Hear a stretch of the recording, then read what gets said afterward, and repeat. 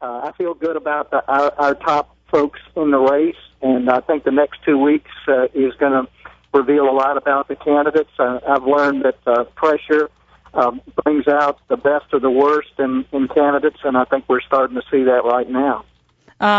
Senator, when we see Ron Paul from Texas, and I know you've known him for a long time, when you see Ron Paul from Texas coming in with an impressive showing in Iowa and then comes in second place in New Hampshire, what do you make of that? I mean, I just wrote a blog post on my website about this, thinking that, look, it's easy for neoconservatives especially to kind of just dismiss him and kind of make fun of some of his positions and he's a nut and all this.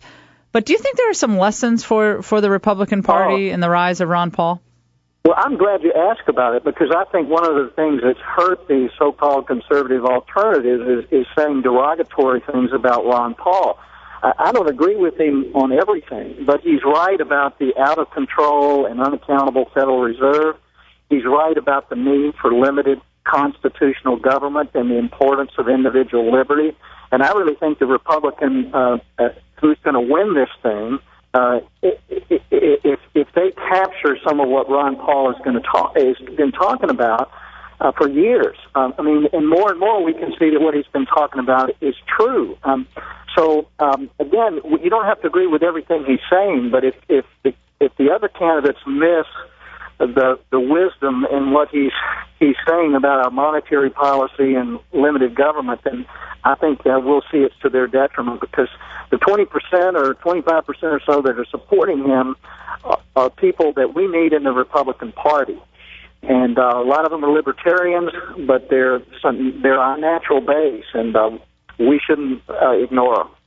Well, in effect, couldn't you make the argument, Senator, that the establishment mentality in the Republican Party that rebranded itself compassionate or American greatness conservatism, and then now it's being called big government conservatism, that it kind of created this Ron Paul boomlet? I mean, it created it by extending itself militarily, perhaps, and extending its spending way beyond its means.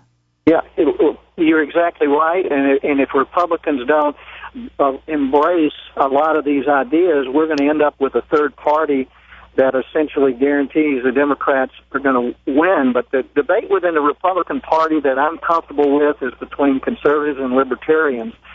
There's just no room for moderates and liberals when your government's $15 trillion in debt. We don't have any money to spend, so it doesn't make any sense to compromise with someone who wants to grow the government. We need to talk about how best to limit and downsize government. And what I'd like to see is a Republican Party that embraces a lot of the libertarian ideas.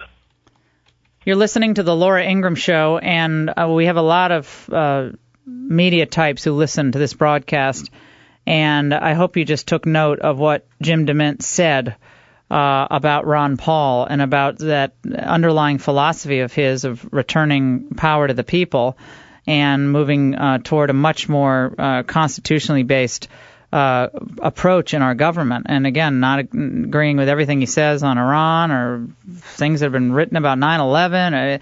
But nevertheless, there's a reason that all these young people are turning out for him, and he seems to be growing, not getting smaller year by year. I mean, he's 76 years old, Senator. 76. Yeah. He looked pretty young last night. Well, and he's got a lot of energy, and again, he's got a big young following, and we may not agree with him on military and defense, and I don't on a lot of those things, but we're going to end up in the same place if we're broke. We're not going to have the ability to defend ourselves and have people all over the world if we don't have a strong economy. We're not going to have a strong economy with big government, whether they're Republicans or Democrats. And so we need to listen to what, it's not just Ron Paul, and millions of Americans are beginning to realize that we need to return to decentralized, more individualistic. All right. Well, he just represents a sentiment, right? I mean, he happens to be articulating that sentiment, which I think is based in a growing revulsion against both parties. I hear that everywhere I go, Senator, which is why I believed in 2010, and with your help, the Tea Party movement made a big difference in this process.